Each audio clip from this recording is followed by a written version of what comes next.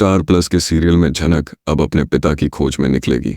ऐसा वो मून और ऋषि की आशीर्वाद सेरेमनी में करेगी। क्या अनिरुद्ध को पता चलेगी झनक की सच्चाई?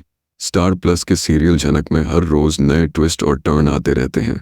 शो में अब तक आपने देखा कि ऋषि के घर में उसकी शादी की तैयारी चल रही है।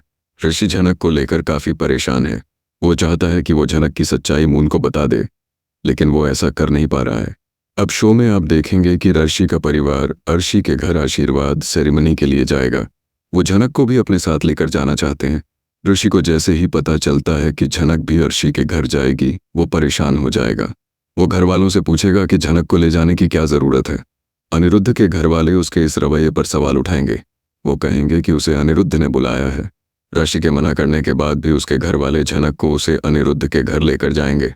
झनक सेरेमनी से कहीं गायब हो जाएगी। हर कोई इस बात को लेकर हैरान हो जाएगा। बहुत पता करने के बाद मून अनिरुद्ध को बताएगी वो भवानीपुर में अपने पिता को ढूंढने के लिए गई है।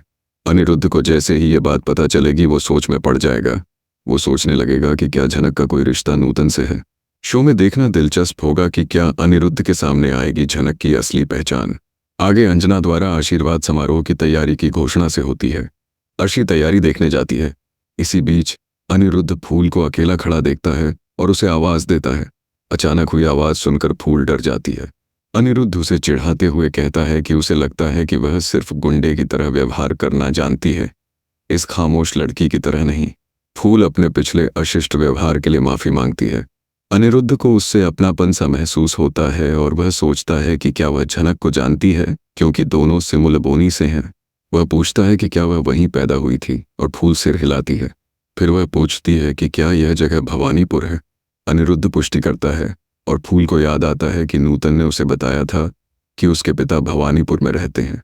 अर्शी आती है और अनिरुद्ध से रूखेपन से पूछती है कि यह जोकर कौन है। वह फूल का उससे परिचय कराता है। अर्शी फूल को चेतावनी देती है कि वह कोई गलती न दोहराए और अर्शी के घर के लिए अपने गांव से एक नौकरानी लाने की मांग करती है। फिर पुजारी के बुलाने पर वह अनिरुद्ध को घसीट कर ले जाती है। फूल तय करती है कि उसे अपने पिता को ढूंढना ही होगा। उधर पायल तनुश्री से पूछती है कि क्या अदिति इतने भव्य घर में रहने के बाद एडजस्ट हो पाएगी। तनुश्री उसे विश्वास दिलाती है कि अदिति परिपक्व है और पायल की तरह एडजस्ट हो जाएगी।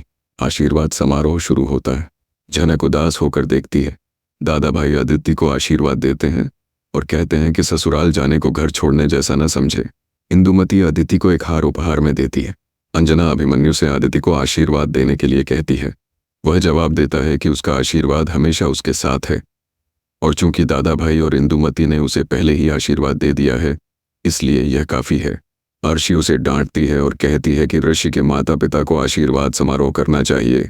दादा भाई अभिमन्यु और तनुश्री से आग्रह करते हैं कि वे इसे करें।